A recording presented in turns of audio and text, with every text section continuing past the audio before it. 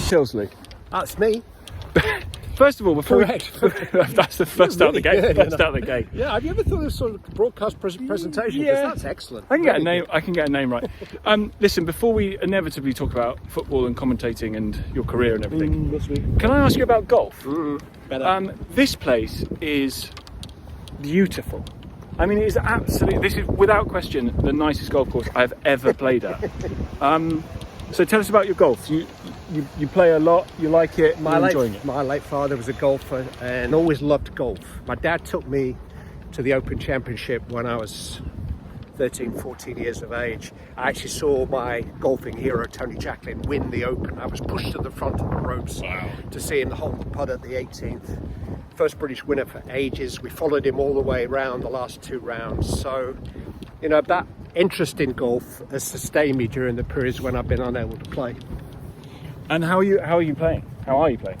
I'm playing like an old man. I'm playing more like my dad. I don't think so. We've just hit a he's just hit a drive down the 10th, which I've filmed. I mean, A1.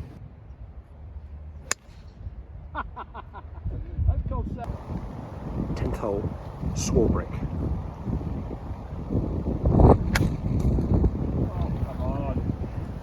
The sweet sound of golf ball on nature.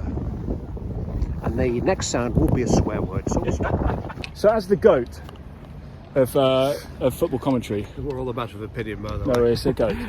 How did you get started? Talk us through how. Give us the potted. Well, it's career all I ever history. wanted to do. Probably all I can do. I can't put shelves up. It'd be arguable if you look at my app mentions as to whether I actually can do it. I really did have my heart set on this, and my dad was in business, not big business, not a wealthy man, but we sort of did a deal as I graduated at Nottingham. There was a local radio station opening, and they were taking on 3 runners, T-boy really, and I got one of those jobs. Much to his disappointment, I took it, and he said, well, let's give it a year, see where you are in a year's time. And within a year he was walking alongside me inside the ropes at the Open Championship and going in the media tent. I'm sorry, RNA, he wasn't really accredited, but I nicked a pass and took him there. And I was commentating on Nottingham Forest, and he met Brian Clough. And Oh wow! Okay, so this is for your dad, isn't it? So he's gone. Sadly, he's not with us anymore. But he showed that faith in me. Said, "Go on you go. See if you can make your dream come true," and it's possible. Wow.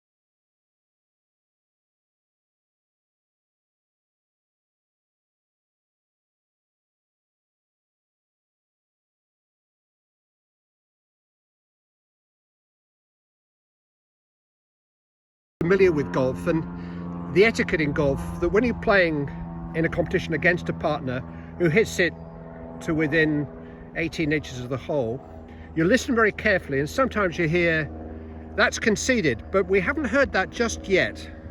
Swarbrick is playing hard ball here.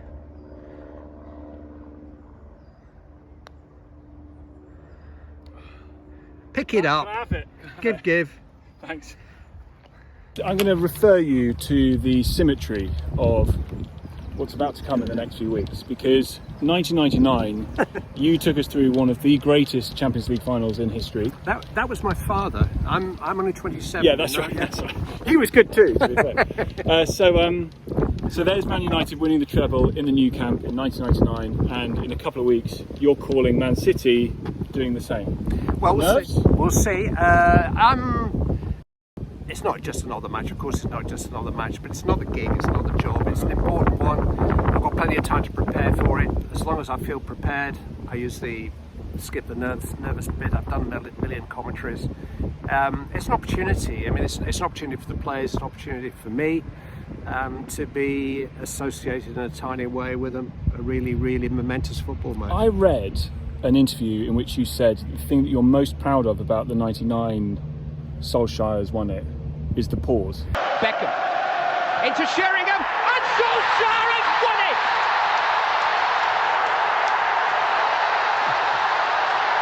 it! Talk me through the pause. Well, silence is golden in commentary. It really is, folks. Less and less so. But the silences are important. The late Reg Gutteridge used to say, you're not resting when you're quiet, you're thinking what comes next. You know, capture the moment, find the words, find tomorrow morning's headlines immediately after the moment, and you've done your job. And yeah, I guess a little bit of thinking time. There was plenty of noise going on in the stadium, so you could speak amongst yourselves. But you must have known your heart rate's running a mile a minute. Solskjaer puts it in. You must have doesn't been. work like that. No. No, you're thinking, concentrating. It's a test of concentration as much as anything. You know, once you've done a few and you have the experience and you have the preparation, it's just applying the information you've got, using it at the right time. It's a test of journalism, really. Oh no! It's okay. It's all right. Can I ask you about ITV? Yeah. Because I watched you on CBS. I know you do the commentary on CBS, but can I ask you about what happened with losing the senior gig? Oh, well, I didn't take the decision. No. Funny enough, ITV did ask me to sign a press release saying I'd step down afterwards. No, I'm not going to do that. I haven't stepped down. We're all a matter of opinion. They are more than entitled. My contract was up. They're more entitled to replace me with a good commentator, a younger commentator. That's fine. I didn't see it coming, and so I was upset about it. In a weird kind of way, the biggest compliment that was paid to me around about that time was by the producer of another show that I was about to work on, and he said, "We want you to do the show, but I need to know two things. One, are you ill? And two, have you done something? Is there something I'm going to read about?" And I think probably a lot of people remember a post that I put up on my Twitter and Instagram accounts. I wasn't critical of ITV in that post at all. But it hurts. I wanted it to make it clear that I was well, and no, I hadn't done anything, and that I was still employable. So that was all that video was about. It hurts, but I mean, define hurt. It's not hurt the kind that millions and millions of people are feeling on a daily basis for much more serious situations than replacing a guy who shouts people's names out. That wasn't the problem to me. I disagreed with it. Yeah, of course. But that wasn't the issue. It was the suggestion that I'd stepped down, which I hadn't, and the inference, it would seem, that there was a reason behind it. And to this day, I don't know what the reason was. I've not let it short. Yeah, you've left it short, Clive. Oh, you joker. Oh, no. Take it away.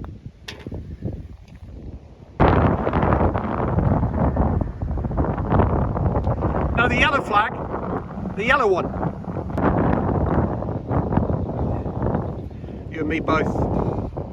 If John Motson had Hereford Newcastle as his sort of breakthrough moment, what was yours? What's the game that put you on the map professionally? Well, the first ever TV game I did was a very famous Manchester derby, City 5, United 1 at the Old Main Road. But in terms of the importance of my career, definitely the Champions League final of '99. I know I'm going to talk about it. No, talk about it. Perfect. The late great Brian Moore, truly great Brian Moore, retired after the '98 World Cup final.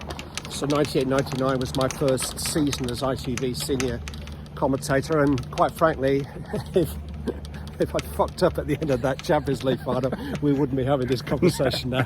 They'd have found somebody else, probably Motti. Yeah, but that's still. Did you know it at the time? When the goal went in, did you think, this is me here? It's interesting, talking about Moro, I think that perhaps in the 70s and 80s when English clubs were doing well in the old European Cup, there was almost a feeling of it being our boys. It was almost like the national team was playing. But by the time United went to Barcelona, the kind of tribal feel of football had changed all of that.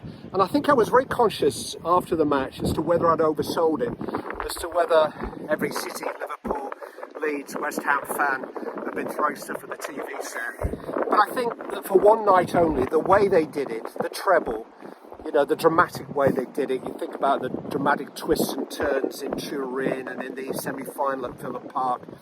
I think even the most hardened City fan thought, go on you go, have your moment. You'll get dogs abuse when you come to our place next season, but fair play to you. So same again this time around, do you think? Or different? It's different, isn't it? It's the money thing. Do you think? Not to the players and the club and the coach, because whatever Manchester City have or haven't done, the players and the coach haven't done it. The coach has created a wonderful football team who, if they play to their ability in the final, will win it. And have you got something ready? Have you got a sort of... I always think that football commentators should be allowed one fuck per season. One public fuck per season. Because sometimes fuck is the only word that will really do. When did you want to have yours? Well, you've got to use it like a cricket captain uses his reviews and so on, or a tennis. You know, you've got to use it carefully. But, you know, if it's one in the last minute... Yeah, okay, I can hear it. Then I'm getting to that stage of my career, nobody wants me anymore. Oh. I might just say, fucking hell. What do you think? That would go. I mean, that would seriously. Nobody would still take me, wouldn't they? 100%. Absolutely. That would go viral. Yeah. Do that. Haaland nicks it in the 92nd minute. Fucking